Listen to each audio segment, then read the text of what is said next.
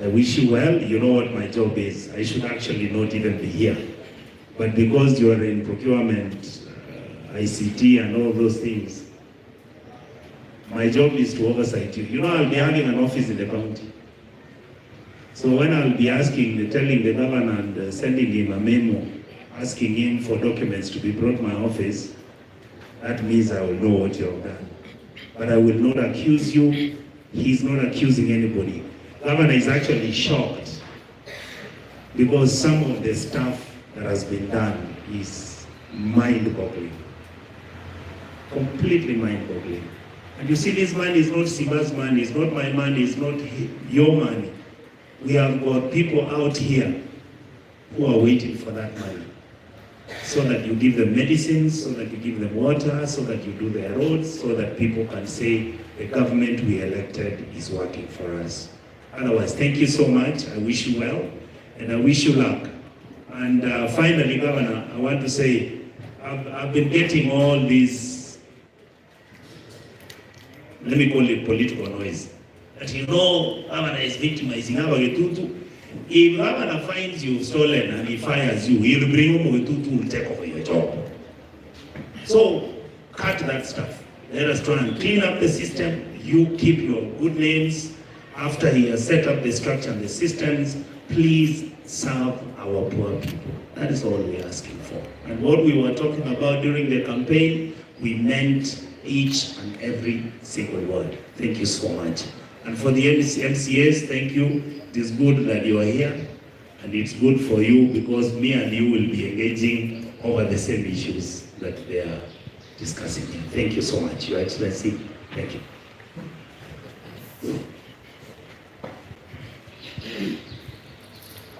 After Senator, allow me to request you to join me in welcoming His Excellency the Governor to address us. Your Excellency the Governor. Thank you. Okay.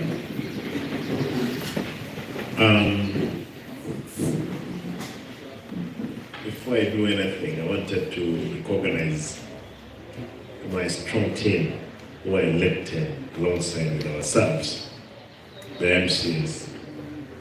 Yesterday, I had a whole team except 9, but even those 9, I've seen a number of them here because they were committed elsewhere. They are here to meet with the chief officers. And those chief officers, they'll give them detailed reports of projects of their wards. That's why they are here. My brothers and where is the sister? The sister was here yesterday. We have one lady who is an elected MCA. They will engage with those people. They will get the reports from their wards. We are standing, my brothers. Hiyo Mike iko hapo. Mike. Wewe. A quick introduction, just your ward, your name. This is Honorable Naftali Onkoba, the Czech ward. The Czech ward. Muracha Henry, Basi Central. Basi Central. Ibrahim Machuki, Basi Bukitaurio. Jacob Barongo, Balaka, Masige West. Masige West. Michael Mutume, Masige East. East. John Sambo, Basi Chache. Yeah, this is my boss in my ward. He's the big man in my ward. Kama Sobare, Basi Koitangani. Basi Koitangani. Uderia Musbek, Okimonge. Okimonge. Jim Kenyanya, Tabaka Ward. Tabaka Ward. Samuel Mauti, Ogetenga Ward. Ogetenga. Manane Richmond, Bogeka Ward. Bogeka. Moindi Peter, Kiumbu Ward. Kiumbu Ward. Shemi Mwaya, Birongo Ward. Birongo Ward. And the Sengera Mosoki. Great, thank you.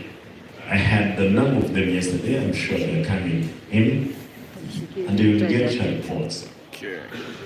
I'm surprised there are some people who are not appeared in those reports for those wards.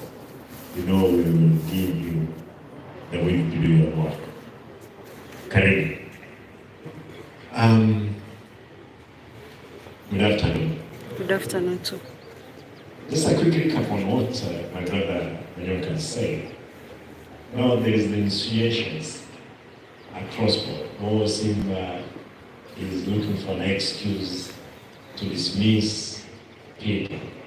I've not dismissed anybody from work. I've not seen. The only thing I've done, I've unearthed rotten rot among ourselves.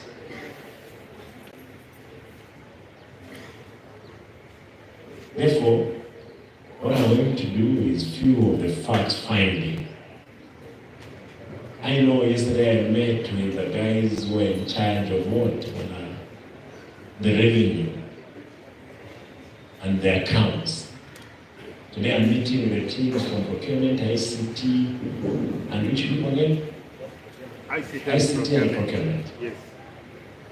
The people who can make or break the system, especially the team of ICT, through network, infrastructure.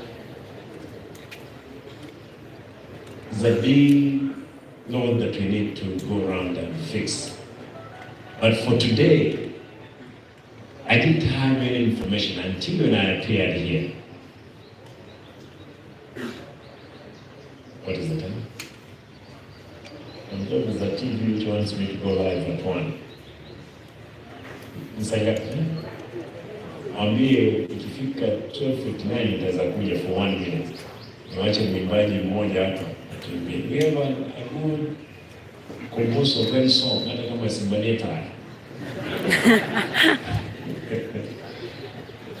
atuimbie, ukiimba tutalipa kwa uimbaji wako. Allow me to stay focused today. I will be very brief because I have a whole staff of things that I must run through. But basically what I wanted to say is that I want to congratulate those officers who are doing their job as per the prescriptions. Secondly, there is a lot of disorganization among yourselves. Director, procurement, you are a good man. This gentleman, I walked to his office.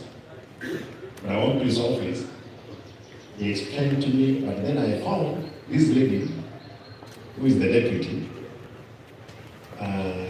who also was sitting to the next of some window where there is mold. I was just cautioning her, Madam, you don't think tomorrow you'll be sick, even the money you are making, it can't help you. If you just peek out of his window, you will see what is outside. And I was concerned. But then, this gentleman didn't take offense. When I told him you're no longer going to be a procurement officer. Because we want it. Yeah? Director. The director. I told him you're no longer going to be a director of procurement because of simple reasons. Moral motivation. It has to be. This lady is senior than him. But for one reason or the other, he has held that position for some time. That rearrangement is only what we want. And he didn't take offense. And among you, other people that are now sick, I've told some of them, the ones they are sick. And nataka niwaambie wasigonjeke sana tuketi. But notwithstanding that, I'm realizing there are people, if you are in job group, Q. Who else in job group Q?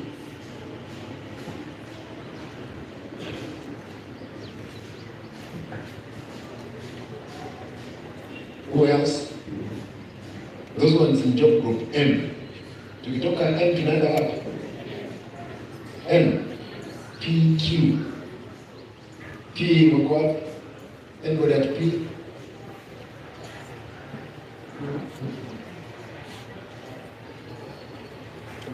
No. I'm saying job group. P. You are acting. You act even in the job groups. I thought we just moved from one director. So you're moving one person from one job group to another. Do you need some acting?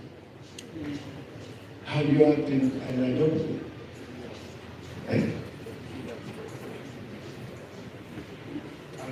Unaelewa hii maneno?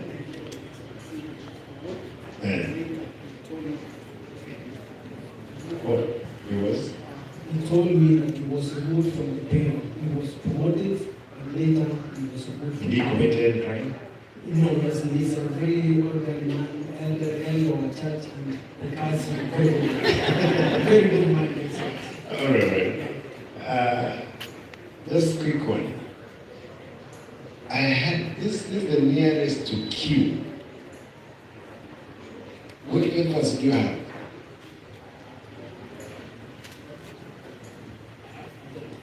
Whatever, ask. EPSN. Working experience for how many years? 15 years.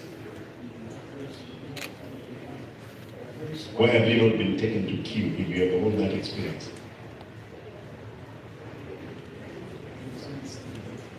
You're waiting. Do you think, how old are you? Do you think in those 5 years you will get to Q?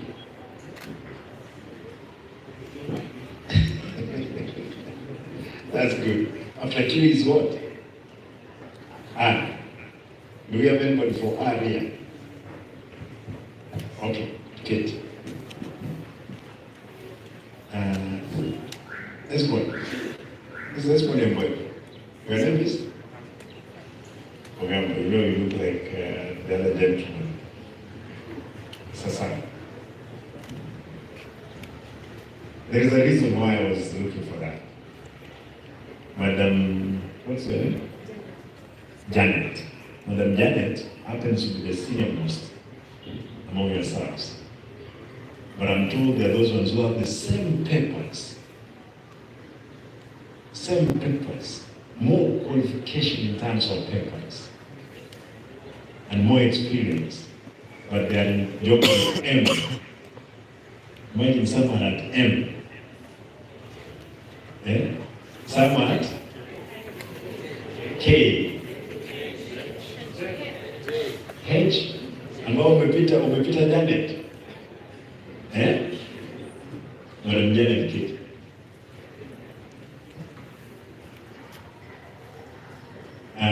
Waziri, when I walked in, you know, they had not opened my door. What I did is that I went around, picked randomly, like what I did the other day. Then all of a sudden, I stumbled on a gentleman. Actually, that day I came and I saw my driver to drop me at the gate, then go around the queue, randomly picking documents, checking on documents. I stumbled on one man, found the documentation, and what he was telling me. I asked one of the officers, take this guy up there, let him wait for me. Alipofika hapo, nikamuuliza maswali. I didn't know that this is a man who had a godfather. This godfather, I'm told, they have arranged protests in their family to protest that I embarrassed the young man. But the man didn't have any paper. The man did not meet the qualifications. Nyinyi mngenyamaza hivi tuendelee kupiga makofi, si ndio? Am I doing the wrong thing? Hapana. Mniambie, am I doing the wrong thing? You want us to fix the systems? Yes. Hebu nione wale wanataka kwamba to fix the system. Yeah. Wrong time. And we must change is painful. And the change defeats plans. Or change overtakes plan. It's not going to be easy. This for sure. But truth be told, I'm determined. Went round, promised all our people around Kisii that we will deliver what my brother Simba said. That's exactly what we are going to do. Even my predecessor himself did not get the vote I got. It's because people believe strongly in the words we gave out in all our rallies, and we have to deliver. You guys will help us in delivery. In procurement, there is only one officer who has come before me. When he realized that I was going down, he told me, Mheshimiwa Governor, tafadhali nisamehe. One, nikamuuliza why? We have been skewing tenders to the people that we believe who can talk to us properly. Even the small one I've made from there. This morning, the officer confessed in the boardroom. That day I was alone. Today he confessed. Wengine hapo Mungu na roho ngumu, hata kama tupige wewe yundo kivipi, nasema afadhali nife lakini sipeana habari wewe. Nataka niwashikishe kwamba niko na habari ya kila mtu. You know, I used to think senator, he was just fixing for purpose of the elections or campaigns. Kumbe the information he had, it's factual. My brother, that information is true. You need to pay me. I will. Thank you, because I've come to confirm.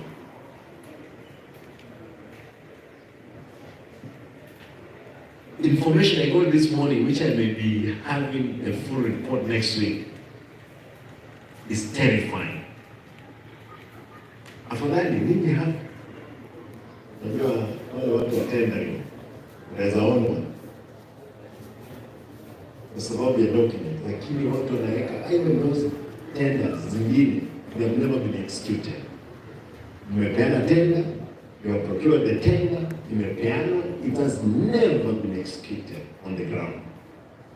Yesterday, Mheshimiwa wa Basi Bogetown in Nyangusu, a lady confirmed here that market imelipwa hata imeanguka. The lady told us there, so much has been paid that even that contractor could walk na kisu kwa ofisi, anatisha huyo mama, lazima usaini kitu, kama sivyo utaondoka hapa. The lady confirmed yesterday, an accountant. Lakini mtu anatengeneza tena ni nani? Si ni nyinyi? Yes. Let me do this quick check. Very quick. Edgar Mwanja. Where? I believe that I will say you. I'm informed 13 people were employed recently. 3-4 months down the line, they have never appeared. They have never gone to an office. If you ask the director, doesn't know them. Do you know those 13 people? Yeah. And there were 13 for 4 months. Now they are waiting to be paid. Unakunyonga tikiti?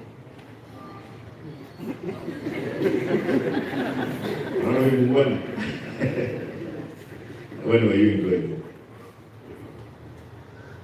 2014. Have you been promoted to job group? From? Which school did you go to? You know they have been saying I didn't go to school.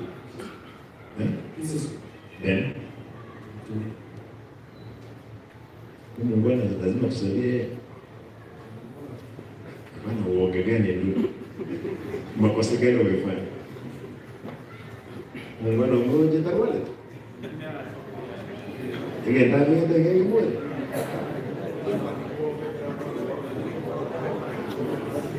Ndio. Tumuka. Information ndio kwenye wane. Wale. Lakini uliweka kitu sangapi kwa mimi? Kiti hapa. Kiti hapa. Kiti moja hapa.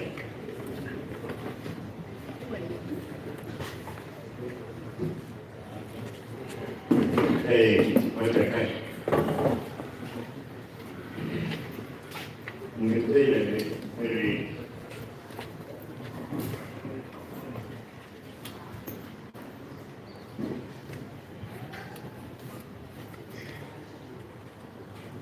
Eric.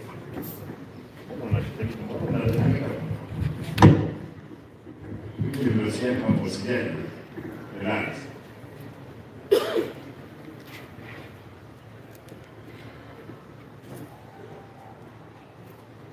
Unafanya nini kwa nini? What are you?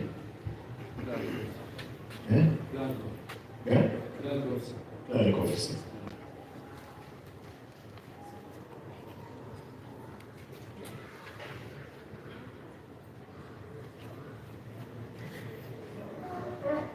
At procurement. I'm told you're Mr. Fixer there.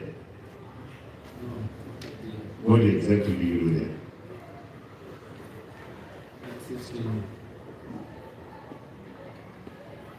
There's a scene in my Gusii and so I assist you. I work at the Empire, there's a scene of procurement there, so I assist you with that.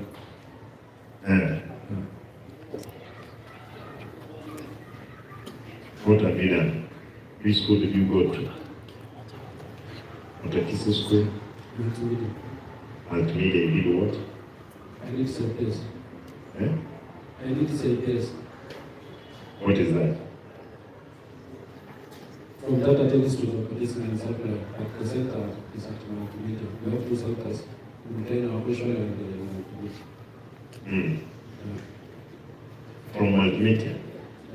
Hmm? That's the way we have a center. Also, Mm. and we are going to audit some internal exam for the CPS. Hmm? So who is the boss of this gentleman?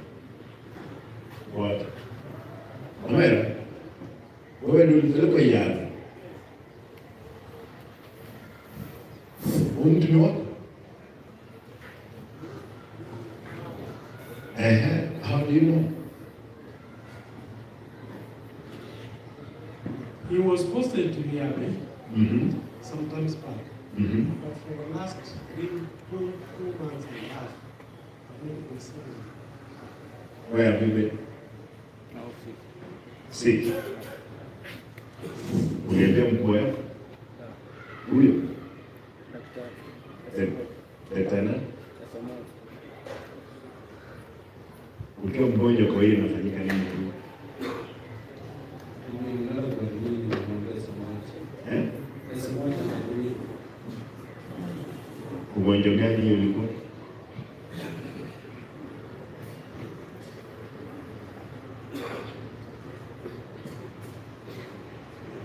Janiambia ukweli. Where have you been working before? Ibeno. Who was his boss there? Who was his boss at Ibeno? Ibeno. Mkubwa wako alikuwa anaitwa nani? Wewe ndio mkubwa huko.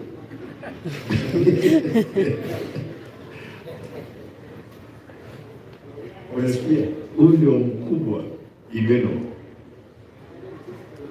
Hakuna, you're the, what were you doing there? It's the boss. So much. Ulikuwa unafanya nini huko because your work is different. Barua ya kupeleka wewe imekuwa hapo. Ama ya kupeleka wewe how are you moving from one department to another? No, see, originals.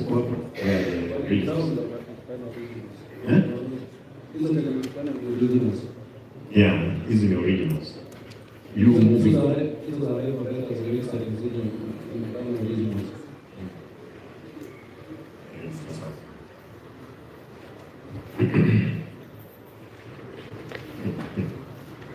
Okay.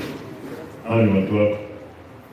Who move from one department to another without being transferred? Yes, to Ibeno. Now he's in Bonchari. 2 months down the line, he has never appeared before the in charge. And these guys are in procurement. Eric, Yes, Excellency. Tunataka tukimaliza wewe tuonane moja kwa moja. Na usiwe na uoga. Sawa sawa? Ni ndugu yako. Usiwe na uoga. Uliandikwa lini kazi? 2014. You have even been promoted. When was that recently? 20? No, sinakumbuka. Wacha kuangalia. No. When? Promotion unaikumbuka? But it has not been affected. Eh? It has not been affected.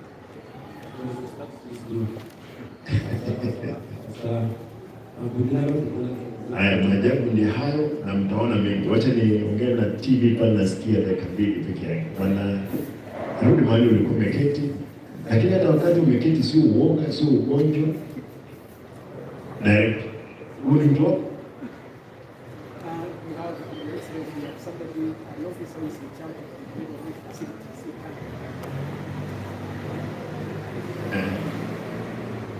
atawezaje kuwa kwamba yuko procurement na yuko katika department health tena?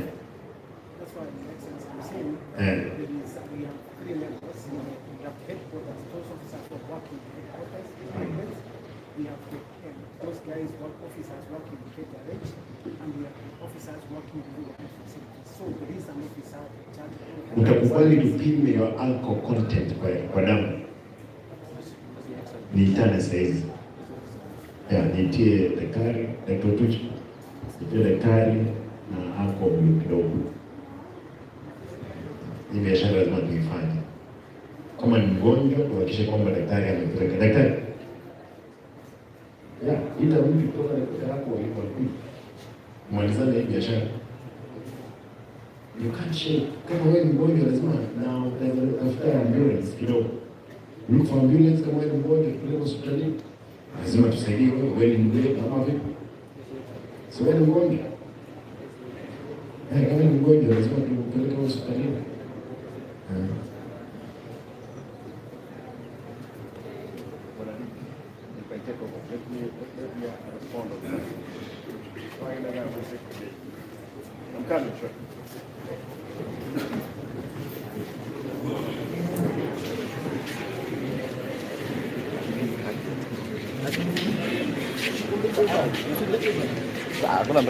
Hakuna mtu atachukua, tuziache tu hapo.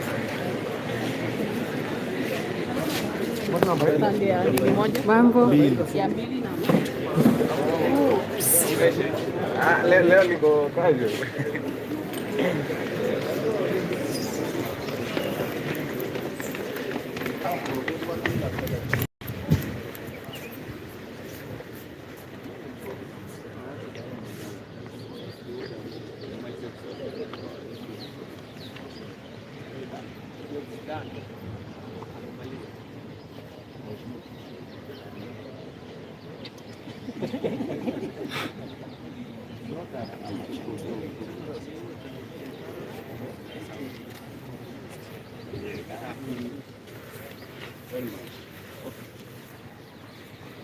Hapo iko sawa.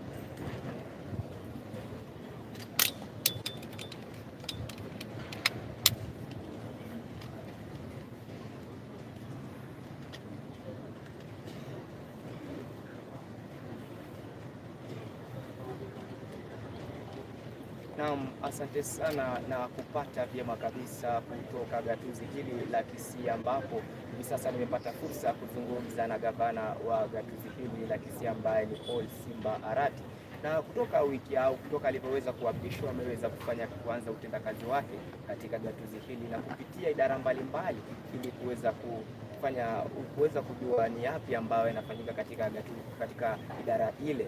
Na hivi sasa wiki iliyopita aliweza kupitia katika idara ya kukusanya ushuru na akaweza kupata kwamba kumekuwa na ubadhirifu katika idara ile, na kulikuwa na wafanyikazi hewa kama 861 na vile siku ya leo ako na watu kutoka idara ile ya ICT na vile procurement. Pengine tuweze kuzungumza naye tueleze hali iko vipi katika gatuzi hili la Kisii. Nashukuru ndugu yangu. Masuala muhimu ambayo tumeamua kuangazia, masuala ambayo kazi nzuri tupate kusaidia jimbo letu la Kisii. Pamoja na mimi, hawa ni waheshimiwa MCs ambao tumeamua kwamba lazima waone ile kazi tunayofanya, ndiposa wako na mimi. Lakini cha muhimu ni kwamba tumegundua kwamba jimbo letu lilikuwa karibu kuzama katika dimbwi na ufisadi katika kuajiri watu, ufisadi katika wizi wa fedha za umma, na hili ndio tutajaribu. Ni dimbwi kubwa la shida ambao tu, na tunaendelea kuogelea pale, ndiposa tuone kama tutaweza vuka ile ng'ambo nyingine, na kio kwamba ni wasafi. Lakini shida iliyo hapa ni shida kibao ambayo lazima tushughulikie kikamilifu. Nimesikia vitisho imetolewa, Simba anachofanya sio kitu kizuri, naua yeye. Mimi niko tayari katika kifo chochote. Kifo kibaya ni hiki kifo wetu wote wamewekwa katika ufisadi, na mimi nimesema kwamba niko tayari kupambana na ufisadi kwa hali yoyote. Hatusemi kila mtu ni malaika, hata mimi si malaika, lakini kuna kiwango ambacho tunaweza kukubalia kwamba tusamehe watu. Kuna kile kingine tutapeleka watu mbele ya Mungu, Mungu awasamehe peke yake, kwa sababu sisi sio kazi yetu sio kusamehe, ni kuwakamata ama kuwavua na kuwaeke mbele ya Mungu, waombe msamaha mbele ya Mungu na Mungu awasamehe. Kwa hivyo hilo ndio swala tuko nalo pia. Pengine siku ya jana ama kutoka siku ya Jumamosi tumeona kulikuwa na wafanyakazi upande wa kukusanya ushuru. Yapi yale ambao waliweza kupata yapo na kustaajabu? Nasema kustaajabu ya msu utaona ya brown. Jana ndio niliona ya brown, kwa sababu niligundua kwamba wale ambao wanakusanya ushuru ni wafanya kazi ambao hawajaajiliwa kama employment, ni kwamba ni wale kasho na wao hawajailipo, wao ndio wanakusanya. Utawezaje peleka mtu mwenye njaa kupika chakula akuletee, utuambie kwamba chakula yote inafika katika meza? Ni kitu na wewe. Kwa hivyo shida iliyopo ni kubwa ndugu yangu katika ukusanyaji wa ushuru. Mji wetu ukiingia hapa, nimeona watu wakipiga kelele, Simba anatupea aibu gani? Tuko katika aibu. Masuala ya hospitali hakuna. Nimekutana na watu madaktari hapa, wale wa jana na juzi na leo, ni maajabu makubwa. Nimepata wengine wamekuja kwa ofisi, wanajua mheshimiwa, tusamehe, tulikuwa kwa sababu tukifanya tenders tulikuwa tunaegemea pande moja. Watu kama hao wakija wanaomba msamaha, hatuna budi ila kuambia kwamba ndugu zangu, mfanya ya kutosha, wachia hapo, wacha tuanze safari ambayo tunaanza. Lakini nataka nihakikishie wakaaji wa jimbo hili pia katika nchi nzima, tutapambana, tuko tayari, tunapeana uhai wetu. Kama ni kifo, tutakufa siku moja. Nitaweza kufa sasa, nitaweza kufa miaka 100 ijayo, kifo ni kifo. Lakini kwa wakati tumepewa, niko tayari kufanya kazi. Naam, asante sana. Kama ulivyoweza kusikia kutoka kwa ambaye ni gavana wa jimbo au kaunti hii ya Kisii, kwamba yeye yupo tayari kufanya kazi ili aweze kufanya maendeleo katika gatuzi hili la Kisii ili liweze kusonga mbele, kwa sababu atakuwa anafanya biashara hii ama hulika hii katika gatuzi hili mpaka wakati atamaliza idara zote. Na ni hayo tu kwa sasa, pengine ni kurejeshee kwako studio.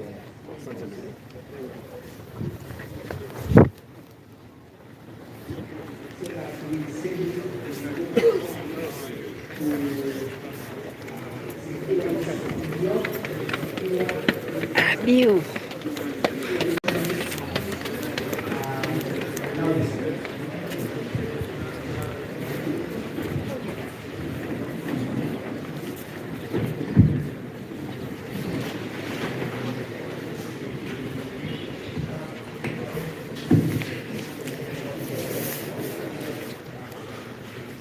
Now we will confirm. We will confirm. Kama alikunywa tutasaidia wewe, kama hujakunywa tutatibu wewe. Allow me to go through this individuals that I've said.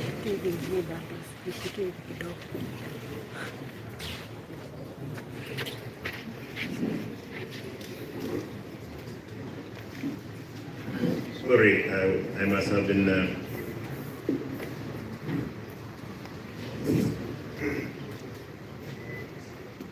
Sarah Omwani. Uko job gani ndugu? Na umekaa hapo mwaka ngapi? When were you employed? 2014. Which papers do you have? A degree. A degree in what? Since 2014? Yes. Umeona wengine wakipanda ngazi? Yes. Ni kwa nini wewe hujaipandisha? Siko na connection. There's no connection. Which connection is that?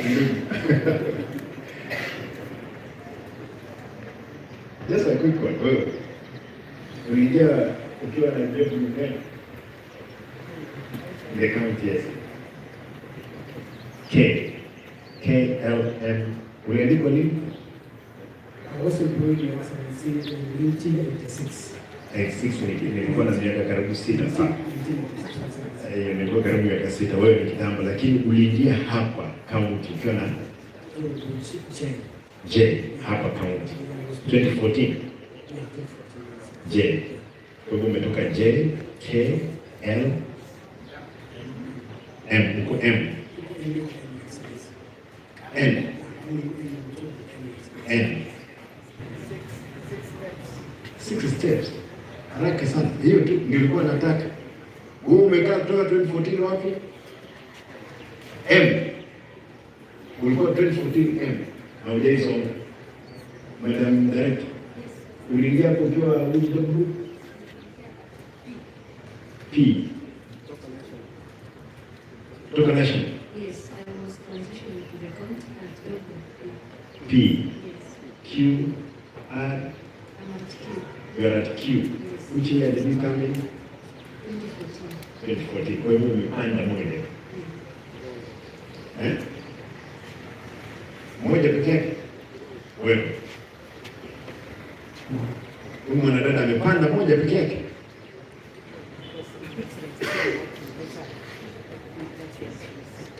No. Hebu nione ile uliingia. Show me mahali uliingia, mahali huko.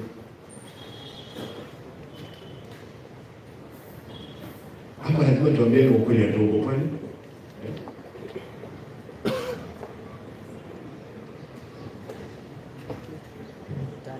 Yes. Yes. Offer of appointment use of services. I have pleased to convey this that you are appointed to vacancy in the supply chain management officer 2JG on corporation terms of services. This is 2011. Group J group, job group J, 2011. National government, yes. The salary attached is this. Where is now the count, Madam?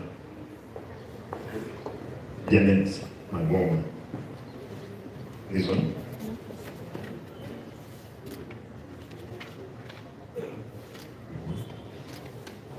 Look at where is so. Macho ninayo hata kama sikwenda shule.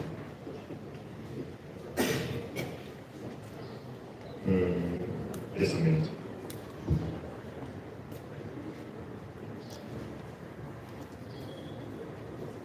For 2010.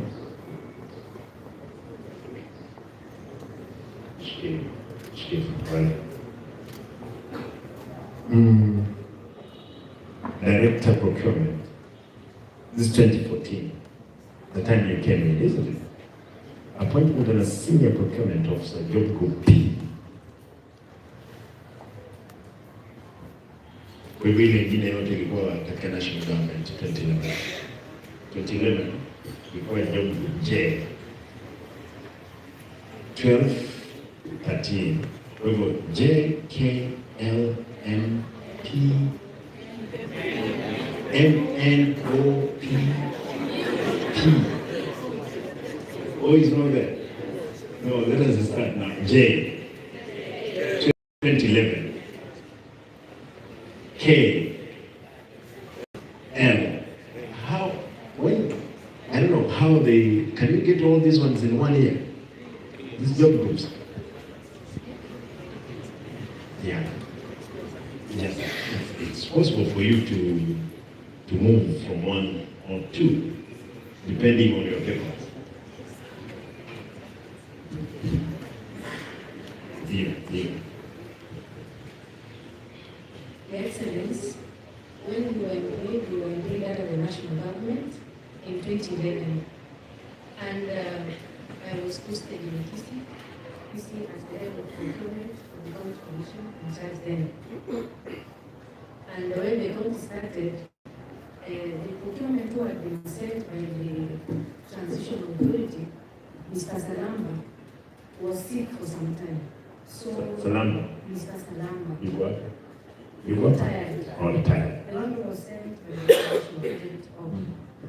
Then when the governor then requested the county commissioner to second an officer for her office, that is how I came from the authority of the transition authority. That is how I was cleared under transition.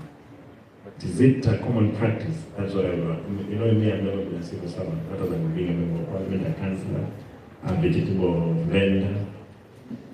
I've never been a civil servant. Is that a common practice? You see, we are talking of J, K, L, M, N, P, 6. Is it possible that you can jam all those ones and be at P?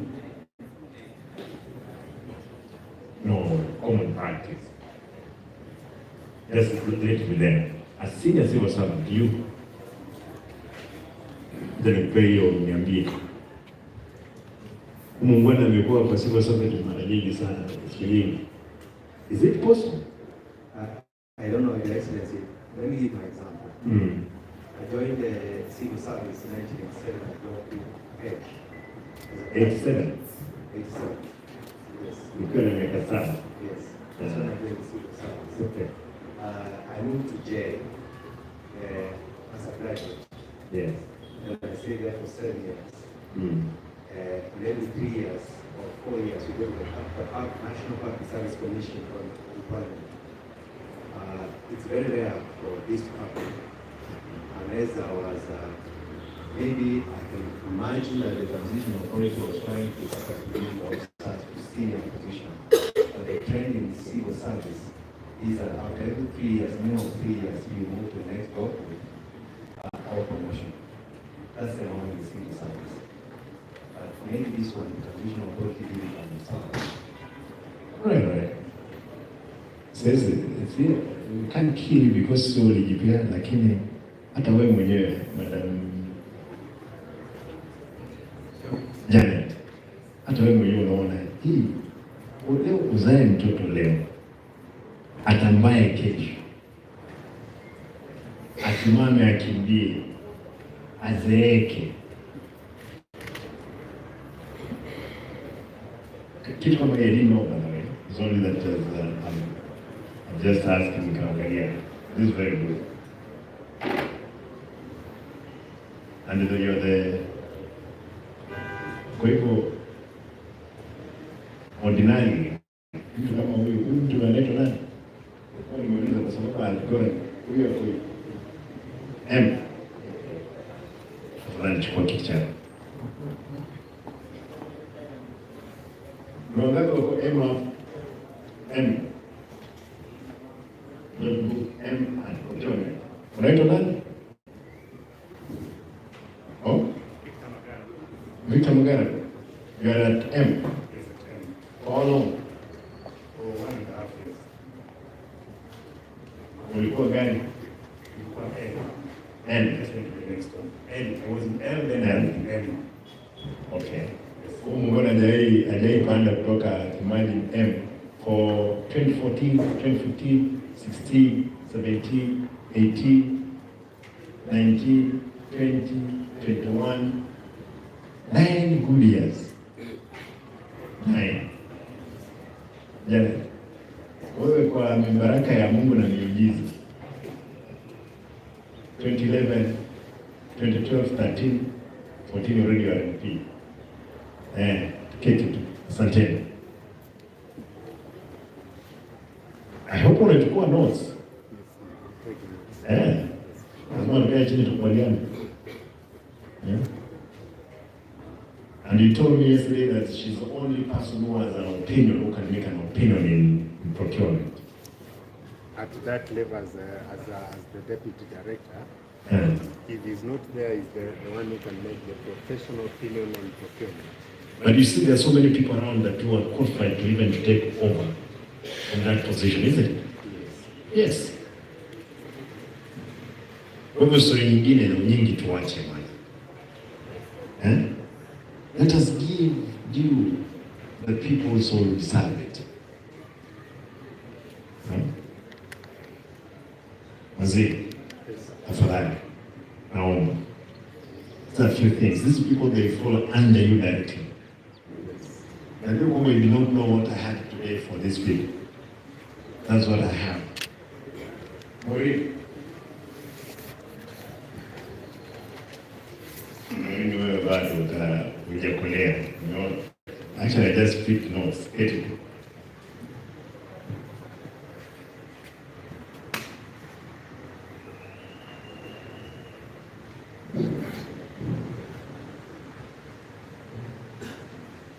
Where's Kirangi?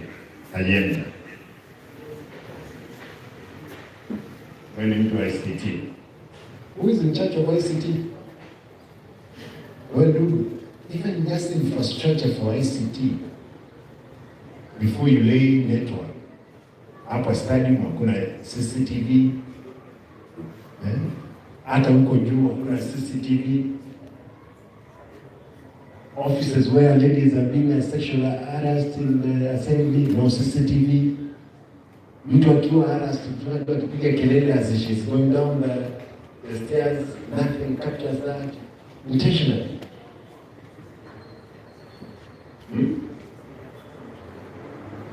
No, even in those corridors, hakuna. I had a terrifying story yesterday. One engineer. You remember the other day I told you when I came up there? We need to sit down as a SCT. All these loopholes we have is because ICT is not working. Not necessarily on the CCTV, in other main field of ICC. We will avail funds. Make sure everything is working. Yeah. Mwisho. Where is Victor? Salman. Meto. Where were you employed? 2014. Job group K. K. Sasa uko gani? I have never been promoted. Since 2014? Yes, for 8 years. For 8 years, an ICT. Kutoka siku hiyo umeenda shule? Nimeenda pia hadi nje nikafanya special certificate. Nikarudi and there was a start of business department but so much. Huyu mkuu wako, you are in job group? You are at P? Yes, sir. Uliingia nini county? 2014, sir. Uliingia na which group? Hebu nipe fanya yako. P? Tuliingia na P. Uliingia na P? Yes. Na hujawahi kuwa promoted? Bado. Yes. Anaonekana ICT amfanye kazi nzuri. That's why I'm not being promoted. Inaonekana ICT, weka mkono juu. ICT. Nyinyi hakuna kazi mnafanya, hawa watu hawasomi. What happened? Wanasiasa. Nini imefanyika kwa hao wangwana? Unajua hiyo the institutional memory.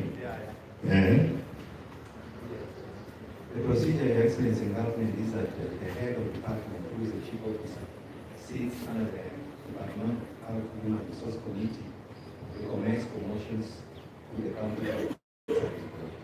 That's the procedure. Therefore, it depends on their department.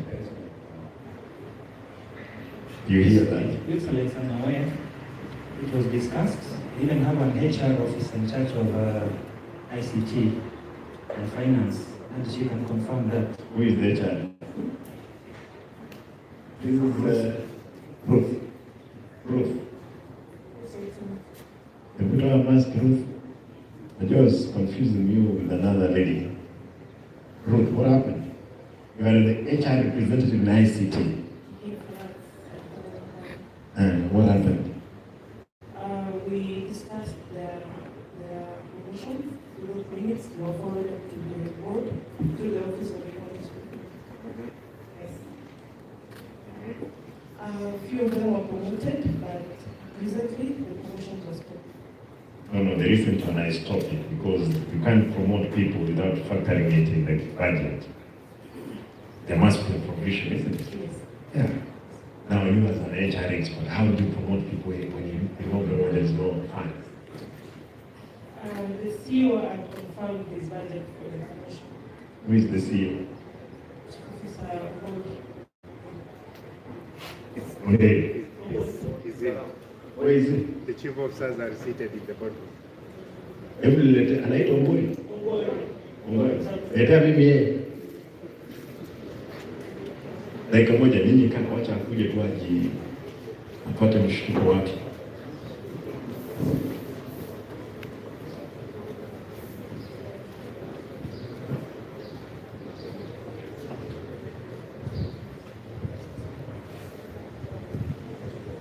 Jana ndio hukumu. Where's jana? Ndugu, hebu kuja na karatasi yako. Elijah Ezekiel Gusii.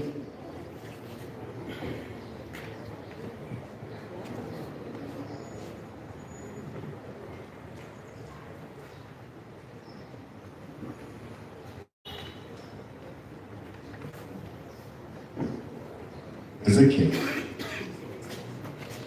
what do you have? You're in job group? Your Excellency, currently I'm acting on job group B. Job group B, assistant director, which is not existing, Your Excellency.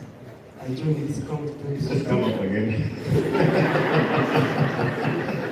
Your Excellency, I'm saying, my name is Elijah Gusii. I'm acting on assistant director, job group B, which is not existing. I was given a letter. How do you work in an existing position? It's there, Your Excellency. It has not been revoked. I even gave out my documents to the officers who were there, Your Excellency. I joined here 2014, job will be checked with these officers. They have gone where they have gone. I was given job with K, Your Excellency. Reason, it's all to balance. And who gave me that position. Later on, Your Excellency, I was given job with K, and then I was given acting capacity for 4 years. While out of these officers who were employed before me, they will pass through my hands, have been promoted to overpass them. So some of them are my bosses, and these are the guys who went through my hands. When you're going too fast, yes, Your I know you have an excitement. Yes, Your Excellency. I'll solve that problem, don't worry. You'll get to your deserved job group. Pole. Madam, you're the HR. You know his case? Yes, sir.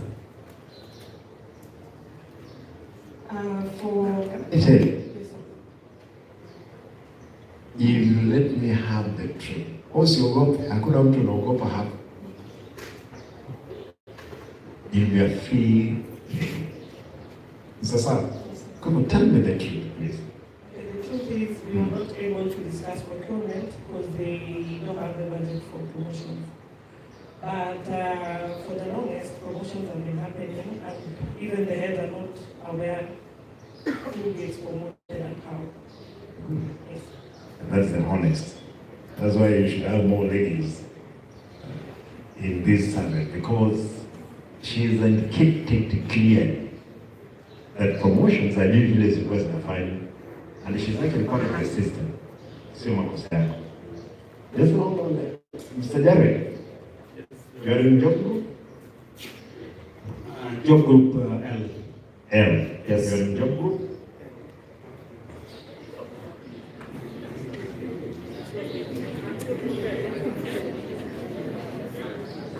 I want to confirm, do you have any document showing that you have done procurement course? I would say that actually when I went to an interview, that was way back in 2004, because I was engaged as an employee of a local authority, that is the Kisii Municipal Council. Then that was, I think I was a trainee accountant. Then later on I was promoted to accountant 3. Then in 2004, we were called for an interview. There were vacancies that were existing in the establishment around that time. So the Public Service Commission officers came on the ground and we conducted an interview for which I passed. I was given a position of Supply Chain Management Officer 1. That is way back in 2004. So about the question of having that, I would say, and just to be honest, is that I was engaged, I was promoted in that capacity as an economist, because I did Bachelor of Arts, that is economics. That's economics honors. Yes. If you have no experience other than those what you've explained in terms of anything to do with procurement course in a school. Because indeed if you've had it, you have a certificate against it, isn't it? Yes, Your Excellency. Yeah. Now, you know why we are doing what we are doing? I have very good people there. That's why they are going through. Therefore, we'll get this story. This gentleman, now this one, he was employed in 1988. Like you're in Kanani. Yes, Your Excellency. Your Masters of Business Administration. Yes, Your Excellency. Bachelor of Supply and Procurement Management. Yes, Your Excellency. You have completed all professional courses. Yes, Your Excellency. You were confirmed as a director of supply chain management and later demoted for lack of a godfather. Currently, you are at J Group, Job Group L. Dr. Okum, my brother Jared Okum, has Bachelor's of Arts, no procurement course at J Job Group P. You must have had your godfather around. No, that's for another day. Of course, you can't say yes or no, don't worry.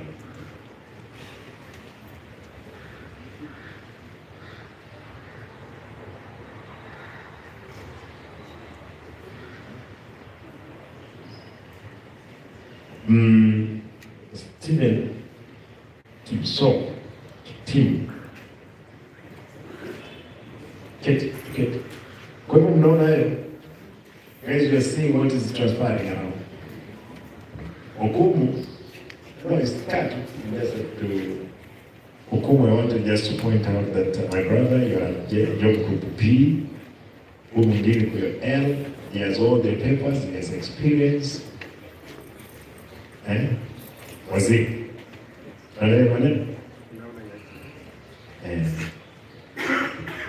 Najua kitu tutafanya.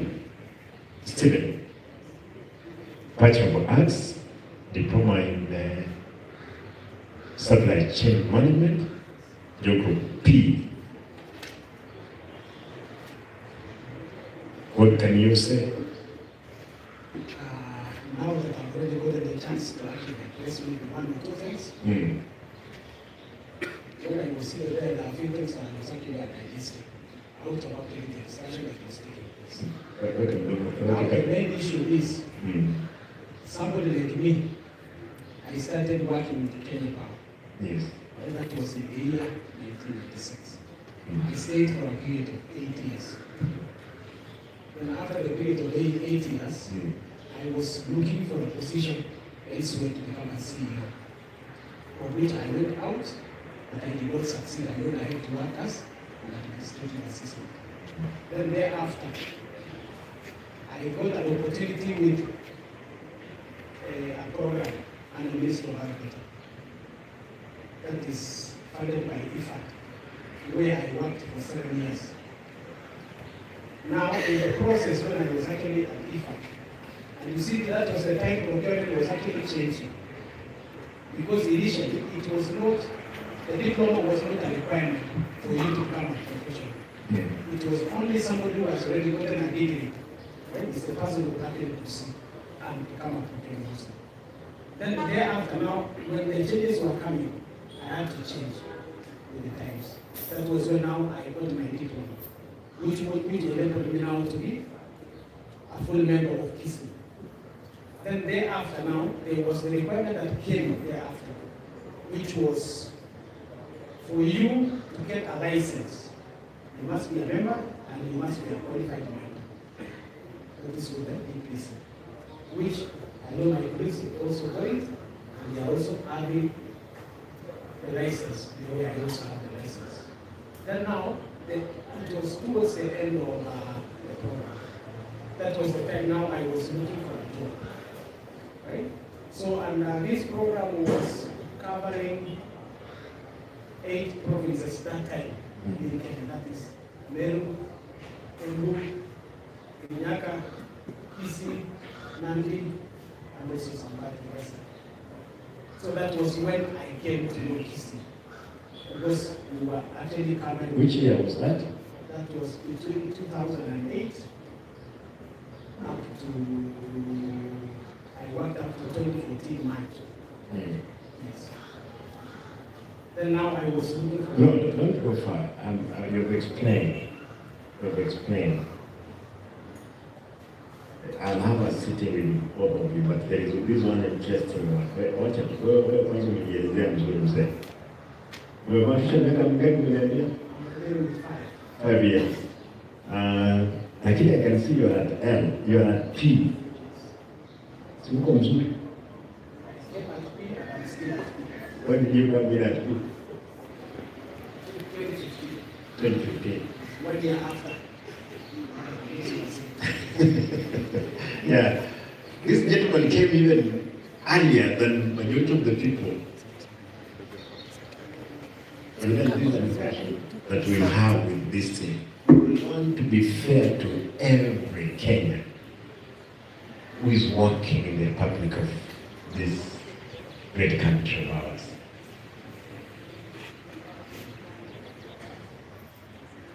So, comes there. Let's get it. You know who you have as to make it. Where is this Erastus? Miracle.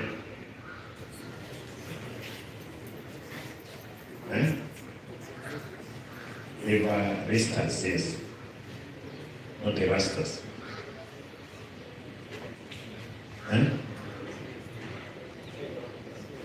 Where is it?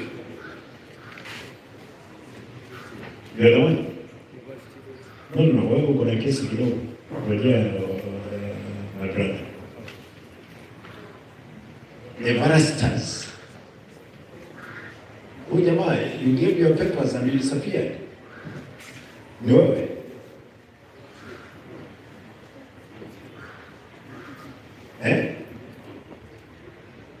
Waziri mtu, we must deal with this promotion. Diploma holder in Business Information Technology, certificate in computer course, within 2 years, has been promoted from job group J to N. By passing J, K, actually, if I passed K without additional document, as far as the study is concerned,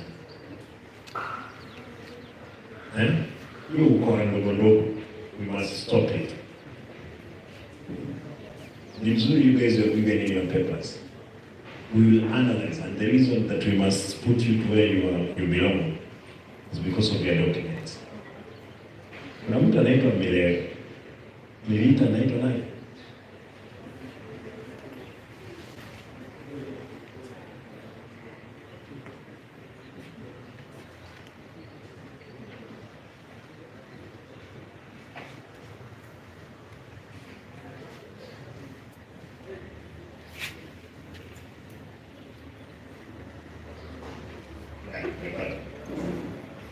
Kirandi, where's Kirandi? Ayenda. Kuja.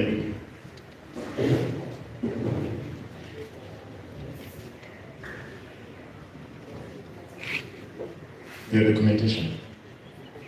We were good. 2015. Yes, I was in 2015 to the county, but I was in 2006. No, to the county. The county is 2014. What are you doing? 2006, since 2006 to... Since 2006, when I was employed, I was employed by a program which was a NASCO, MOH agreement, which was in some district. We were 122 people in the country.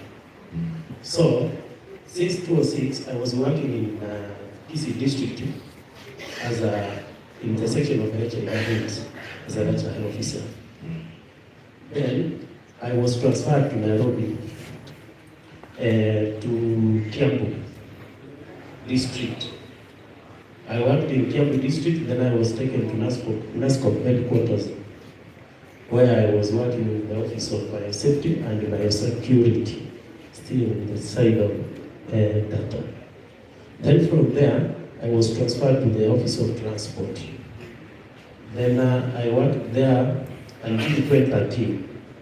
Right there. I worked there until 2013. You remember very well, choices have consequences by that saying by John Castle.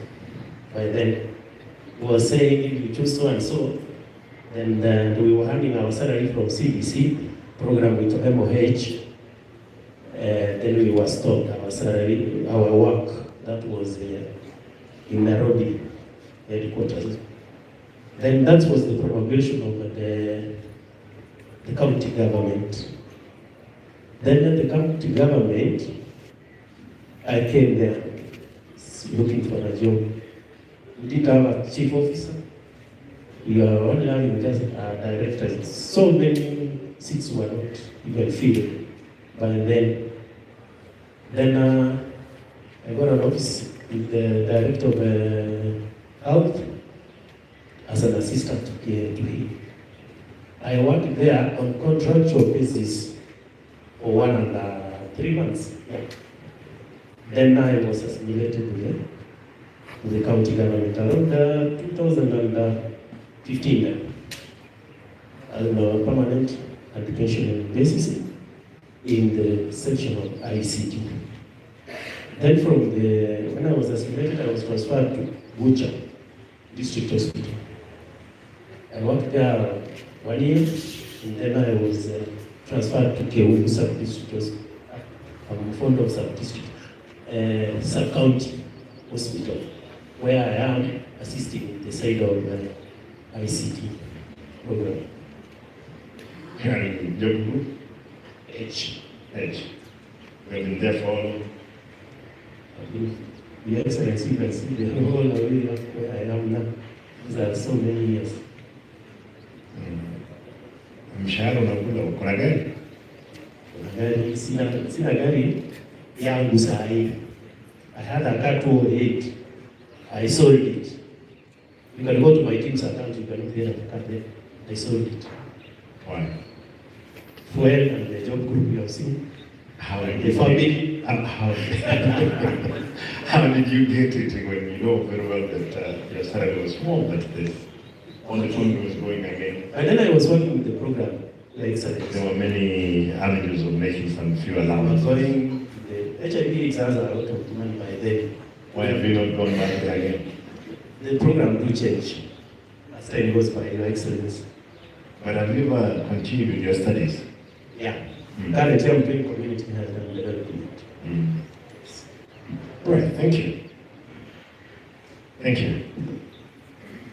I want to end there, but there is one person, Victor Nyagaka Magana. Nyagaka, you ulikuwa umesimama na tumekuja tu mwaka moja. Wewe tutabadilisha madaraka tukimaliza hata miaka 2. Lakini itatusaidia sasa. Yeah. Allow me to Sharon Amani Keruko,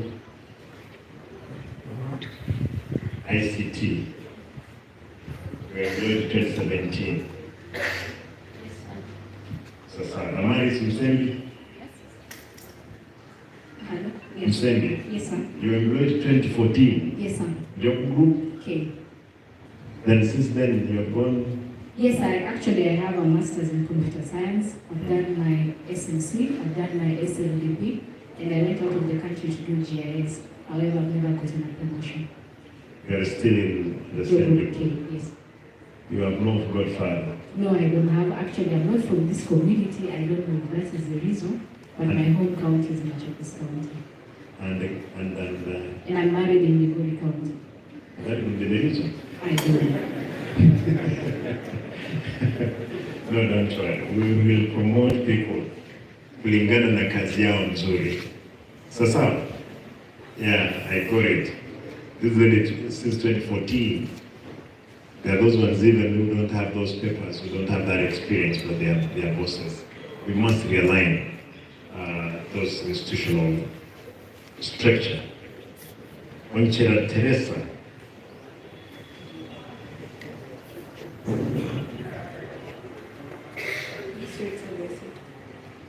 Wanchera. We employed 2014. Wewe asiko na shida hizo ndio yote. Sorry.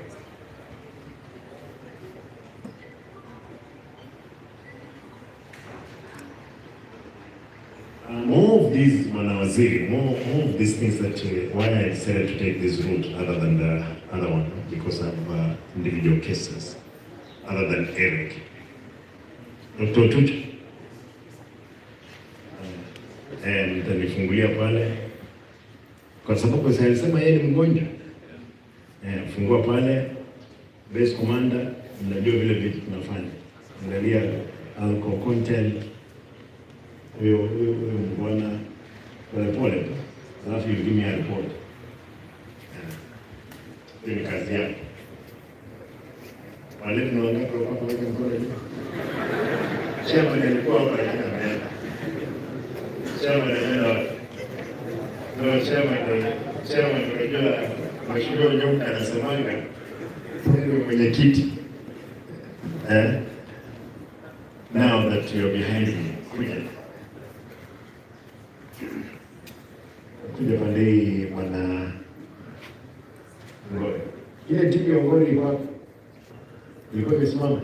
Your Excellency, you are handling Salmani and Boda's case. Salmani na? They both joined in 2014. No, I don't think it's this one. Yes. About this name and the value. I think there's promotions that you gave the other day. Did you have a budget? Because what she has confirmed, you did indicate to her there was money for that promotion. Did you have the money? We usually have money for promotions every year. Did you have it in the budget? It was.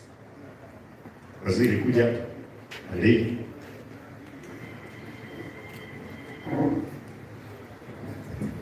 uko na pesa?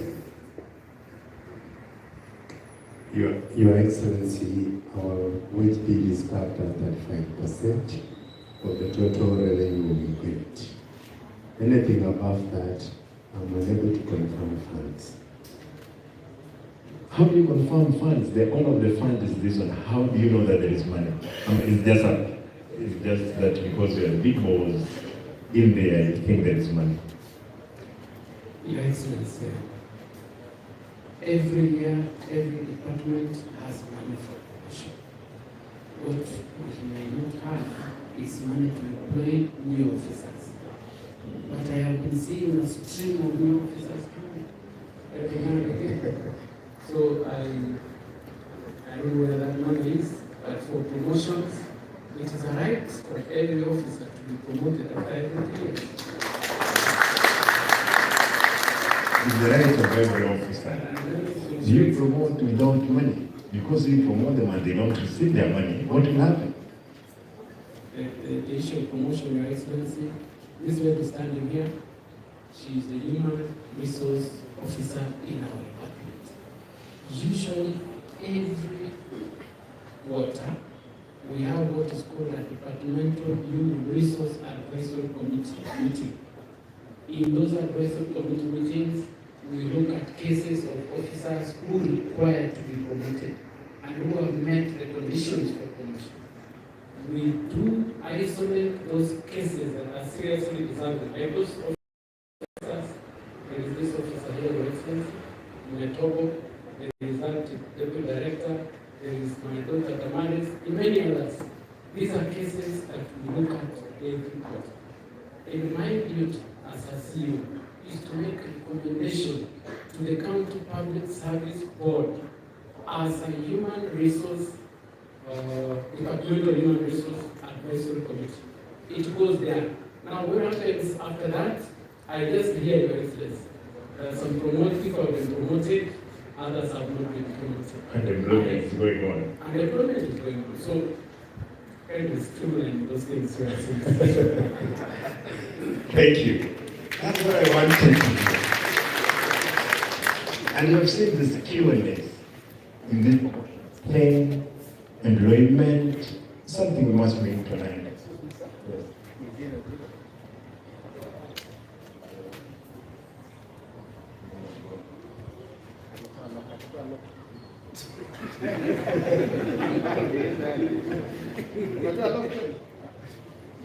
Kwa hivyo utatoa lock baadaye, ndio sababu unatetemeka.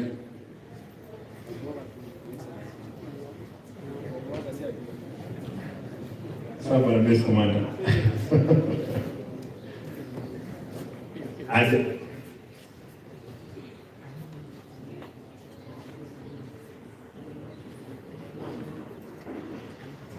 Give me this mic. You must be a good officer. I want to hear that. And I will surprise you when after that advice. Your Excellency, we will receive the new officers, and I'm the one in charge of budget. So whenever I see a streaming of new officers coming, I always advise through my wazir that we don't have a budget.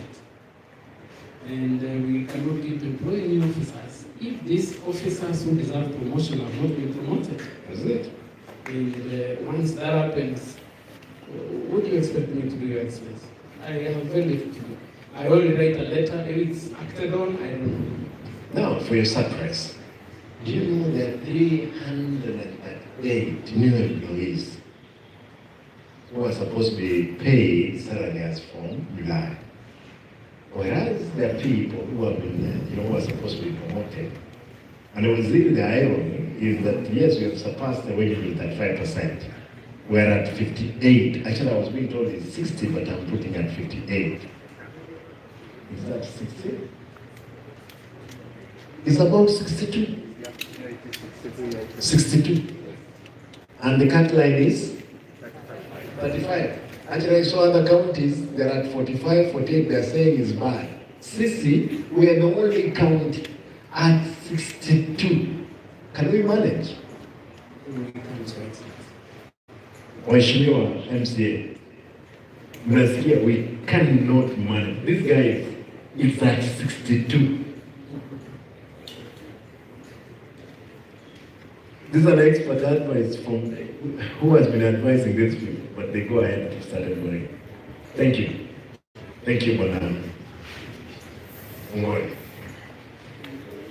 Then people are saying what you're doing. How else can I get this information? If I walk into your offices, they'll say I'm harassing people. This is the only way I'll do it. I'll send some people to where they belong. I will. We will make sure there is structures, institutional structures be followed. Yesterday, an officer confirms to me how they have been fueling in some petrol stations here. Wanaweka, they go, they fuel, half tank, lakini in their system, wanaonyesha it's full tank. An ambulance is filled with the fuel, alafu inabeba mtu hapa, ikielekea Eldoret. By the time inafika Eldoret, the patient must pay for that service. You guys wanted to sit back and watch? Mnataka tukae tukiangalia? Acha niulize, mko na wazazi? Mko na watoto? Na mko na bibi na bwana, si ndio? Ingawaje I know some of the people wako na mabibi hapa ndani, wako na watoto hapa na mabwana. Imagine kitu accident itokee kama hii, itufunike zote. Kama wewe uko na bibi na mtoto na mama na bwana na baba yake, see the whole generation goes, the entire family. Then your immediate neighbor, mtoto amemaliza university, huwezi mleta yeye afanye hata kufagia hapa. Naomba tafadhali tusimamishe hii ukora na ujanja wa watu wetu. Nikubalie, know this thing. Nikubalie to state this. You as procurement officers and the ICT team, I want to plead with you. You'll help us, especially the in charge. The infrastructure, I want you to come up with, we're going to have the supplementary budget. In the supplementary budget, I want to check on all infrastructure, all the roadmap in networking, the county facilities and properties that we have. I would have expected that you as an expert, I saw you so many on ICT here, guys. You would have secured even, you would have come with a software on how we can manage the revenue collection. These boys and the girls who came up with the system of e-system, they had ICT experts. And you see the government bought that option. Today, those guys that are smiling back home. If you wanted to be moved from your job group to another job group, why can't you initiate that process? Uniambie governor, tumefika hapa, and this is what exactly we need to do. If today, I would have expected people like you in ICT, expertise, utaniambia mheshimiwa, give 5 minutes. Wacha nikwambie what we are expecting from that building in terms of rent. Space against the columns inside there, against the staircases. See, watu ICT nini, watu hesabu wazuri. Ama hesabu ni ngumu kweli. This is what we would have expected. We have a university here. We would have gotten expertise. Wale wanafunzi wako hapo wenye uerefu watusaidie. What is my humble request?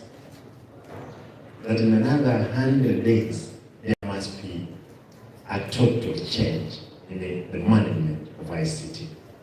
Wewe mkubwa wako na timu yako. Unless kama hatuwezi, tutafute pia wengine watusaidie kutoka nje. Si ndio? And you know what that one means. My brothers and sisters in procurement, There are so many people who have done courses of supply and management, procurement, mnawajua. Hata wengine inawezekana ni ndugu zenu, dada zenu, marafiki zenu. Mzee Kipso, nyumbani wapi? Elgwe. Najua nikikutuma kwenu nyumbani Elgwe nitafutie watu 5 ambao ni expertise in procurement utaniletea. Jamani. Nyumbani ni wapi? Nyamira. If I send you to Nyamira, I ask for 10 or 20 procurement expertise. They'll be here. If you can't deliver, we must bring people who deliver. Wakusaidie, kwa sababu watu wengine hawezi jisaidia. Uko ndani ya shamba ya miwa, ujui miwa ni mitamu, umekaa ndani. Kwani wapi? Nyingo. Kwani mtu watao? Unajua wakati mwingine tukiwa kwa matanga wanaambia watu wa nyumbani simama, wenyeji wakae. Wewe sasa wewe umesimama wenyewe, wenyeji wamekaa. That one will disturb the system. Ambaye hajatoa lock. Nyumbani wapi? Yaani all the way from Saudi Arabia, uje kufungulia lock hapa tao.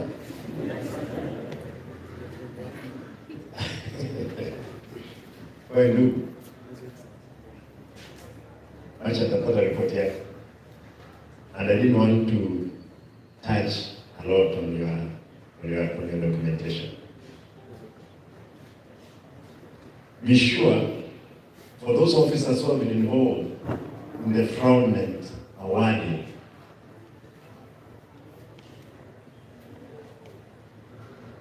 the good thing I'm with my colleagues here, tutawaonyesha vile kazi inafanyika. Lakini kama wewe huko na ujasiri mzuri, umeona hili linafanyika, na nimesema kama huko group K na hujaenda L na unajua ile makosa ilikuwa inafanyika, wewe kuja niambie. Nitahakikisha kwamba service board imeongeza wewe job yako na nipewe wewe ng'ombe 2 as long as we can secure. I'm ready. Nyinyi mlikuwa hapa juzi. Ni juzi ama jana? Hiyo wakati nilipewa jamaa shilingi 10,000. What was the question I posted to them?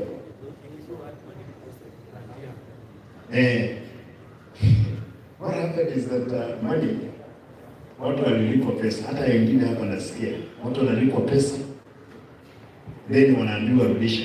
Wanapewa, like these ones were paid 60,000, according to job groups, 60,000, then wanaambiwa rudisha 45. Hapa. Huyu mama. Miwani.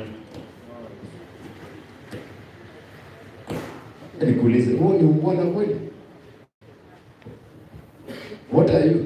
Unafanya kazi gani mama?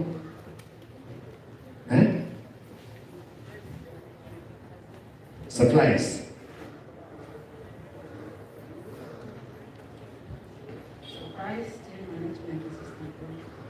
What are you? What do you do exactly? Unafanya kwa store? Yes.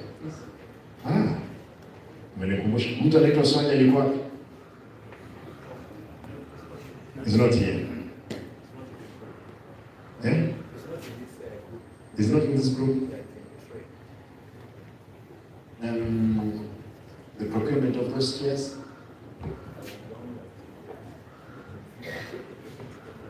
Which department? Who is the procurement officer trained? Madam, kuja, wewe keti, kuja. Ni mzuri umenikumbusha wakati nimeuliza swali. Unaitwa nani? Nipe faili yako tafadhali. Give me your file.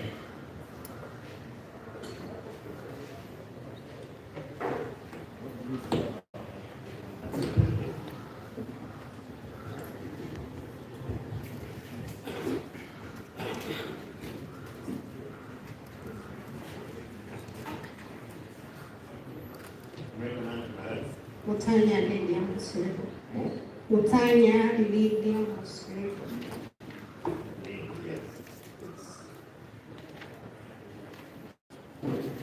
Unajua mtu anaitwa Sonia? Yes. Ni nani? Direct Administration. Did you at any given time procure executive chairs? They were ordinary chairs, they were not executive. How many? 30. Where are they? They were, when we received them, we dispersed them to the Department of Trade. Trade? Yeah. All of them? Yeah. Who is in charge of trade? Administration of the Whom? Chief Officer. Yes, the chief Yeah, officer. yeah. Madam Naomi. Naomi. Yeah.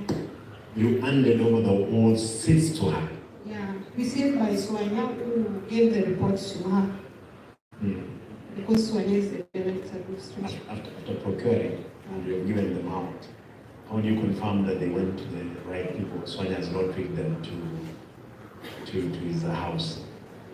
He has a distribution list on who pick the chairs. What are you yourself? I'm a supply chain assistant too. Procurement, a supply chain assistant too. Your group? J. Who is your boss? Mr. Maget. Maget. Unajua mimi? She was on train. Are you aware of those chairs? Yes, unless I see the project file, that's what I Do you know that those chairs were being distributed, I think last week, and given to people who have new chairs simply to conceal theft of certain amount of money in the department? And the son was doing it, he himself. Then he went ahead.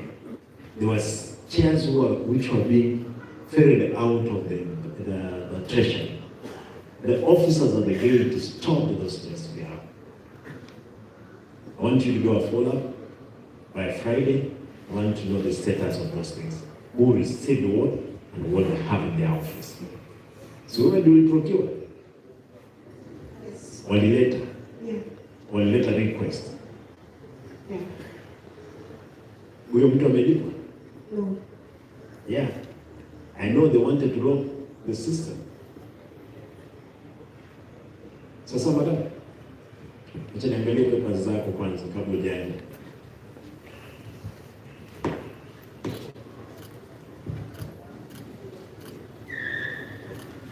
Jacob.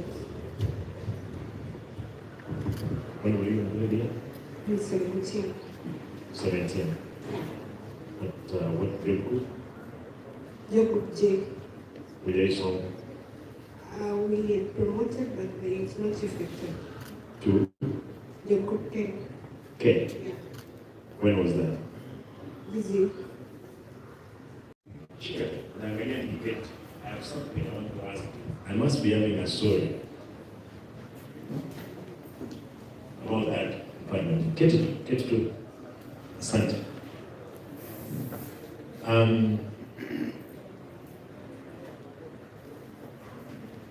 What else? I wanted to say something. Kuna mtu natafuta hapa.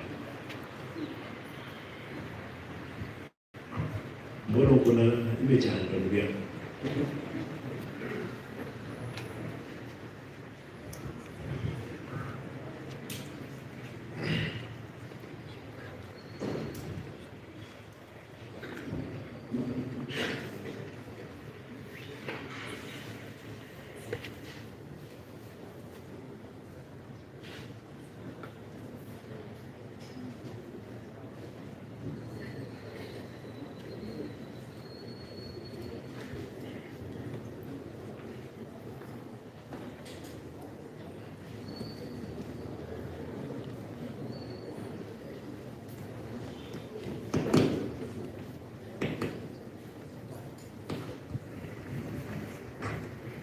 Allow me to bring the meeting to an end. and I assure you, we will streamline the systems and allow us to deal with those radicals in the manner that we believe is the best. Ikiwa kwamba tutatumia sheria, tutatumia. Mahali inatumika kwamba lazima tutumie ujuzi na akili zetu, tutatumia. Mahali itahitaji kutumika nguvu, tutaitumia.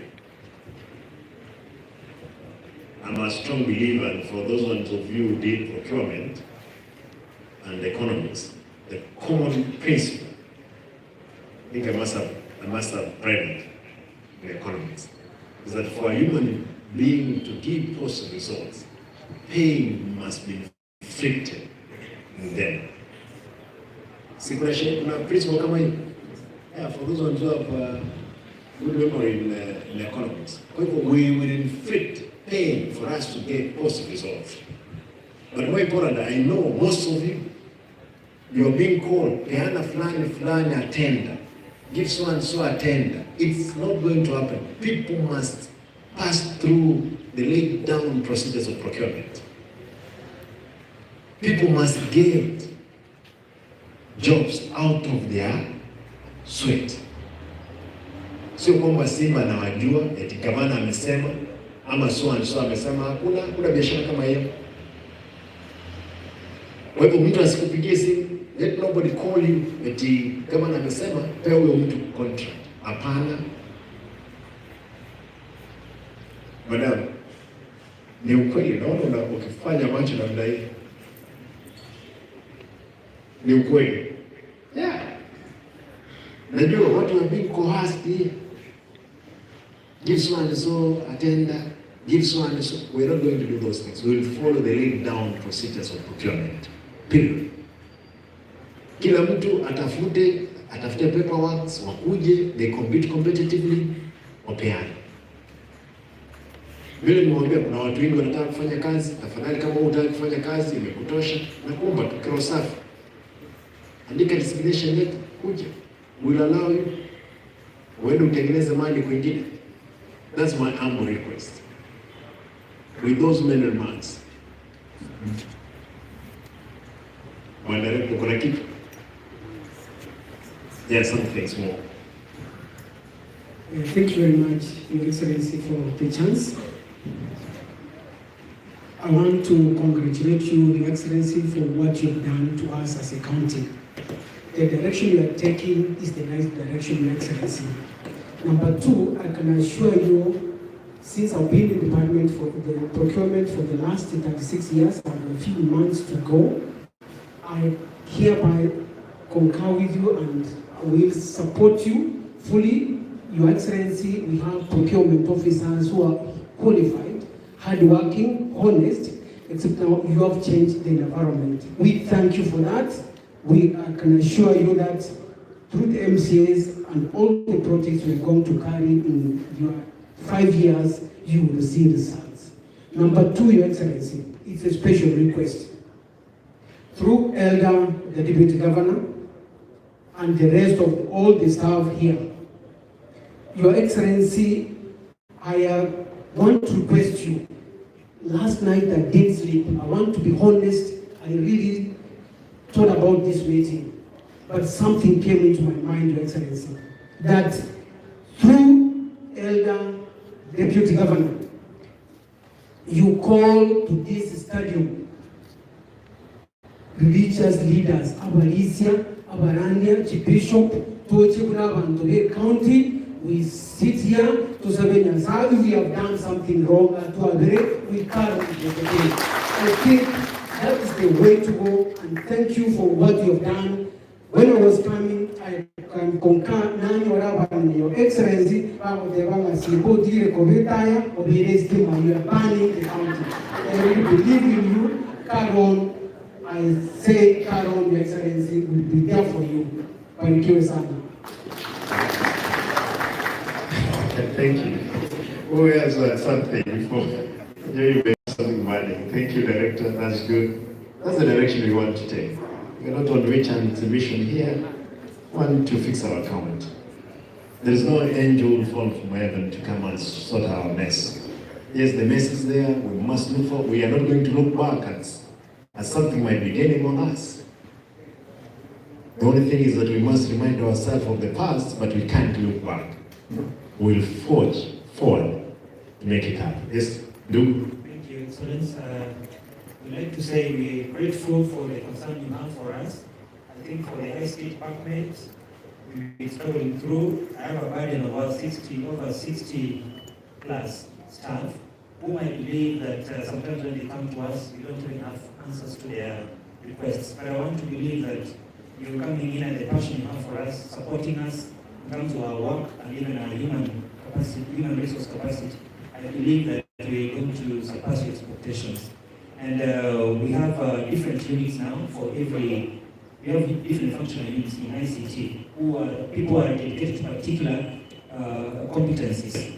And we'll share with you when we have a one-on-one with you as a department so that you can see how best you can help us. Above all, I want to pray that you capacity build us, you enable us to go for trainings which are existing, and above all, you help us also to improve some of our staff who have not stagnated their job groups.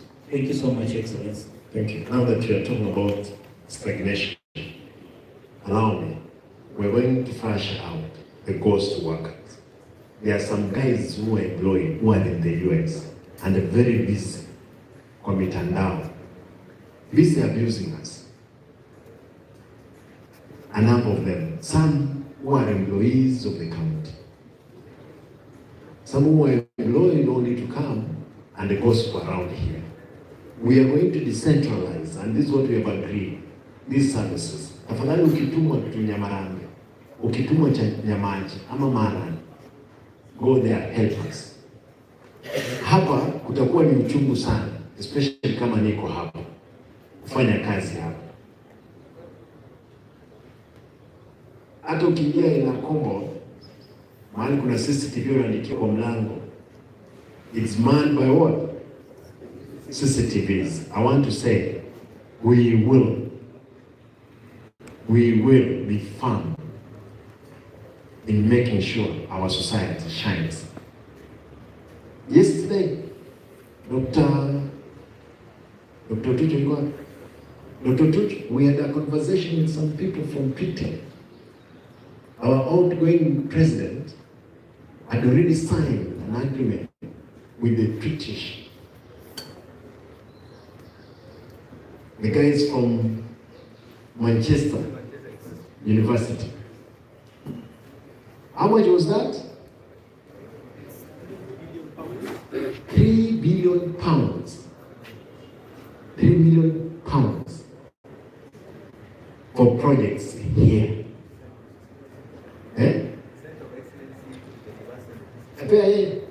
And you hear, alafu wewe you are busy thinking how to steal 100,000. So uliza Simba, sijaiba, nimeona watu wakiuliza, another part I was writing a message here. How did Simba get money for campaigns?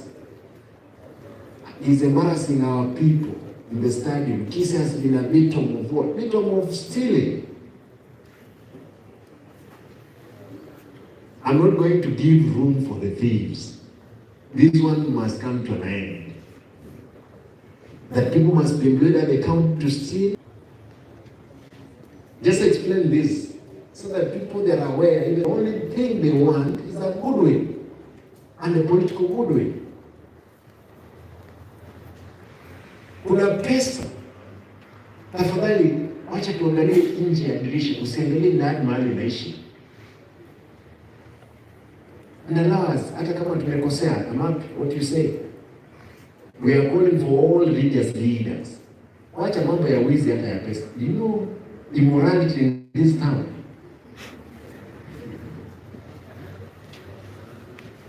Where people that can sleep with the wives of other people, where people can sleep with the young babies, immorality of highest order. If it was the time of Sodom and Gomorrah, Kisii could have gone down. Kisii could be dead, where Dead Sea is, for those ones who have traveled to Israel. You know Sodom and Gomorrah, wakati is sink, wakati baada ya kuchomeka. The Dead Sea came on it. is there to date. Lot's wife, mahali aligeuka hivi, in the Golan Mountains, you can see. We must bring the pastors, bishops, fathers, those ones of PhD, what do you call them? Reverends, to pray for our count. And I think that's another thing. I'll sponsor that event without using any coin of the count. And tatafuta shilingi kidogo, hata saa hizi mkimaliza mkiondoka, najua sukari imeenda chini, mtapewa soda hapa na mkate, tafadhali ukikula urudi kwa ofisi. Si ndio?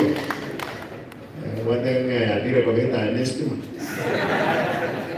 Obviously transformable. Yes. Yeah, Your Excellency, the current president, or the current president, Gusii has not handed over. Uhuru to forward to the UK, enter into an MOU, the Kenya Alliance, with the University of Manchester. Those people traveled here last year, I think the beginning of this year. The total cost of even a Center of Excellence in collaboration with Kisii University and Kisii County government is over 3 billion sterling pounds, so you can calculate that. They already been allocated the land, the designs are ongoing. His Excellency the Governor is supposed to, and I think Dr. Tucho, you will explain briefly, because they had a Zoom meeting the other day. His Excellency the Governor will have to travel to UK to tie up the loose ends. And the Kenyan government, through the president, had agreed to give what we call a sovereign guarantee, because this is money that the University of Manchester, or a lot of stakeholders and many charitable organizations are ready to fund in Kisii. So 3 billion pounds, Your Excellency, will train specialists in all areas, and this will actually culminate in making Kisii a tourist destination for her. But Dr. Tuyo, you can just add, because we had a Zoom meeting the other day and I was not there. Thank you, CS. The project...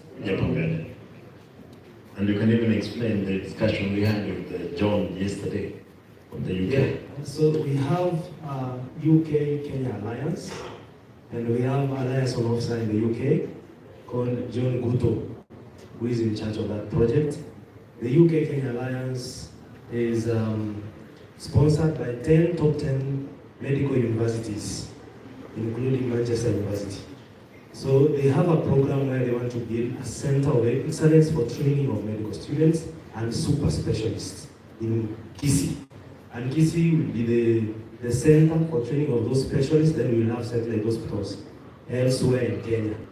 So we'll have a special economic zone in Kisii for provision of specialized care, including those that we send our patients to India and other countries. So they are ready to invest 3 billion pounds for that project, and Guto is spearheading that. His Excellency, yes, 3 billion pounds. And His Excellency is going to go there so that that deal can be sealed for our people in Kisii.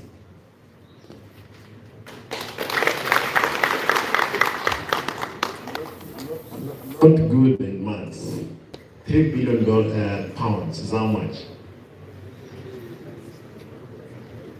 Mr. Ngapi? 3 billion pounds. A pound is 140 now, or 50. 148. 145 to 148. That's how much? 3 billion. It's actually, it could be the country's what? Budget. If we got those money, we will change. We have no economic activity. That could be our economic activity to aside for medicine and other frauds. Tafadhali, wacha tuache hiyo hizi ndogo ndogo. It's a big shame. Yesterday, I was being told the problem was our team which was put in place. Incompetence. People want, first of all, how much am I going to get out of that one? Kickbacks. Nimesema hata nyinyi Yule ambao utapewa pesa kidogo ile ya kickback ya 10% na unakimbizana naye. Ikikuja tutaipeleka, tutauliza MC hapa, tafadhali niambie choo ni gani, market gani nimepewa 10% kickback, nataka nilete huko. Na tukipata umeiba sana like many other countries, kabla serikali haijafikia wewe, sisi wananchi tunakamata wewe. Na unajua tukikamata wewe, hatukamata wewe kutekeleza wewe.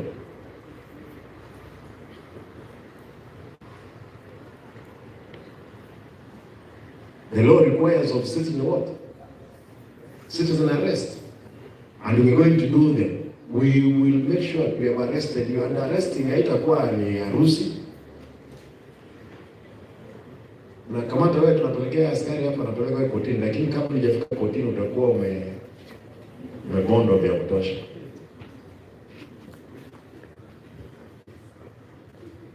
With those many remarks, MCAs, na mtu ako na comment, nimemalizia na comment. Ikiwa tumemaliza,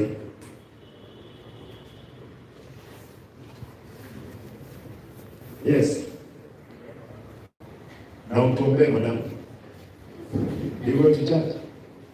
Najaribu kuomba on behalf of ladies. Dona Manuka. Thank you, Your Excellency, kwa hii nafasi. Na kushukuru kwa niseme ati venye umeanza kazi na I don't know advice, I don't know what I will call it, to our wakubwa. Kuna watoto, mtuchukulie kama watoto wenu. Hiyo tu ndio nitaongea. A testimony to Chief Ongoli. Yeye ndiye alifanya nikaingia procurement, lakini anijui jina. Nilikuwa naosha with a degree in procurement. Akanipata kwa ofisi yake na nilipikia our minister team. True. Nilipikia chai. Wakati kitu ilikuwa hivi, nikaambiwa sasa wewe unaosha, enda water. Nikaenda water. Kufika water nikapatana na Chief Ongoli. Hanijui hata sasa, hanijui labda venye naongea. Akaniuliza with procurement and your washing, go do this, bring your papers. Sikuwa nimechukua degree yangu kutoka Nairobi. Akaniambia kesho ni Friday, enda ulete barua zako nilicommend. He recommended. Nikaenda procedure na nikapita. Sikuwa na godfather. So ukiweka chief tafadhali governor, eka kama Ongoli, sijui kama atarudi, sijui. Eka watu kama yeye mwenye anakusaidia na kujui. Watu wazuri wenye watakusaidia. Alafu wa directors wa watu mkiapo huko juu, kama ni mkubwa wa procurement, mimi ama procurement officer, so sitaki kuongea juu ya ICT. Ukiweka mkubwa tuseme mwenye ako pia ama ako nini, inamaanisha mdogo wake anafaa kuwa kitu kama J ama H, kitu kama hiyo. So huyu mkubwa anachukua kazi yote kabisa. Sasa wewe inabidi unakuwa ghost wako, haje unakuja kwa ofisi, unakaa, unaenda kwa nyumba. Kama uko na mtoto anasumbua, kesho utakuja, si utaenda kushughulikia mtoto. Ukikaa wiki moja unatafuta, ukiuliza kazi upewe. So wakubwa wetu ukikaa huko juu, mtuangalie. Ukikuwa mkubwa wa department head, uzisha mwenye mnasaidiana na yeye, wacha kubeba kazi yote. Hii kazi uisha, Mungu tu yako, tuombe Mungu tusaidiane sisi wote. Ukikuwa mkubwa saidia mdogo, muonyeshe unaenda hivi. Juu kama mimi 20 years from now in the next government nitajuana. Kwa maana nimesimama mdiago wa ladies, mnizoee nikikuja kuuliza kitu ya ugavana 20 years kisha nipatie. Tafadhali ya ugavana, thank you. Naweza kosa kukuona tena. So I got this chance, nikasema I talk. So My sister, you'll be seeing me. Maybe since you call ghost governor, the only assurance that you'll be seeing. But you've reminded me. You know, the irony, MCAs wale mlikuwa kwa jana, the irony between, you said you're Ongoli, between the irony ya Ongoli na mtu mwingine hapa.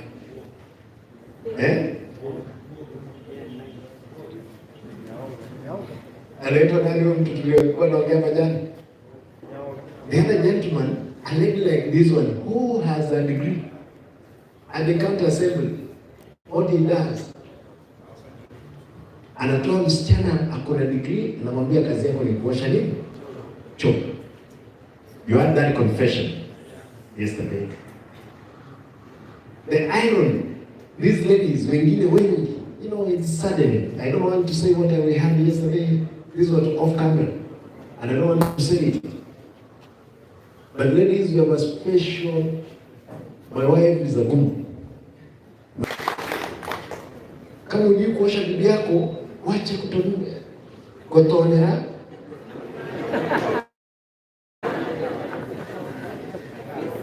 Wacha kutonera. Mukaman. All these women, all of them are the same. It's only that how can you say abakungu ya? Mimi yake Rose muka woman. That's all. Period. Ladies, please don't be put into same cocoon of thieves. You have children. You have a future. Men there. Don't dare. The ladies are here. Those ones who work hard, we will protect you throughout. Wewe fanya kazi yako mzuri, mimi nitasimama na wewe. Na ofisi yangu itakuwa wazi. And I'm making a deliberate mistakes. Ambayo itaitwa mistakes to be meeting you guys periodically. Tunaongea mnaniambia. Na nitakuwa na marafiki kutoka katikati yetu ambao wataniambia mheshimiwa, vitu inaenda namna hii. Already have got it. Kwa hivyo, unaitwa nani? Mwenyeji. Baba, pray for us, but that was good. Thank you. Sasa, was there another thing you wanted to talk? Emupe, alafu natuomea. I'm sorry that we all have to stand up, but Your Excellency, I noted. Kanda moja tu tafadhali. Let us respect these ladies. It's a good thing for them to speak to us. No, mine is more technical. I noticed in the manifesto, you talk about enabling, ICT being an enabler. We've tried several automations and digitations of operations in the government. However, sometimes we get challenges, for instance, in budget, because it's very difficult to promise data as a benefit of these technologies, and it can't be quantified. Yet we have the MCAs here, when we go and tell them we want this system to do this particular thing, because they really can't quantify the impact or the data that we have, some of these things get slashed from the ICT budget. My recommendation moving forward, because I see it is one of your manifesto, and also in your 10-point plan, you talked about innovation. Kindly, without fear of favor, I would recommend ICT to be a ministry. Thank you. Thank you. Qualification. Unajua hata mimi ukiniambia I'm not an expert of ICT. Ukiniambia kwamba I know this network, unauliza network 10 million. How do I quantify? That's what she was talking about. It's about technical. We need to understand. Now you guys will have special sitting with the MCAs. Hata mimi nikiwa ndani yao, munifundishe, nielewe, then we impress that system. If we had a proper ICT infrastructure, we'll control so many leakages of revenue around. And the same we're going to do it at the world level. In 5 years, tutakuwa mzuri.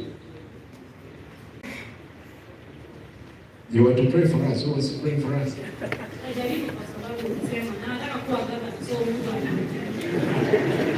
Na uombe Mungu akusaidie siku moja. Hiyo roho wewe iweke. Uko na watoto? Umemaliza? Umemaliza? Vizuri. Sasa wewe kaa nganga. Mungu akipenda vile unaongea vizuri siku moja, nani anajua ya Mungu ni mengi. Yes, tuombe. Mungu Baba, tunakushukuru kwa sababu umetufikisha wakati huu. Tunatoa kwa neema yako tumefika leo. Tunakushukuru kwa gavana yetu ambaye amekuja Kisii. Tunashukuru kwa sababu wameanza kufanya kazi vizuri. Tunaomba neema yako imuongoze Mungu Baba. Na sisi kama watoto wako tunaomba pia sisi tuongoze. Tunajua sisi ni wenye dhambi, tunaomba utusamee Mungu Baba. Hatutaki kuongea mengi kwa sababu unajua kila mmoja wetu hapa hitaji lake Mungu Baba. Tunapoenda sasa tunaomba utuongoze katika jina la Yesu naomba na kuamini. I'll leave someone to guide you.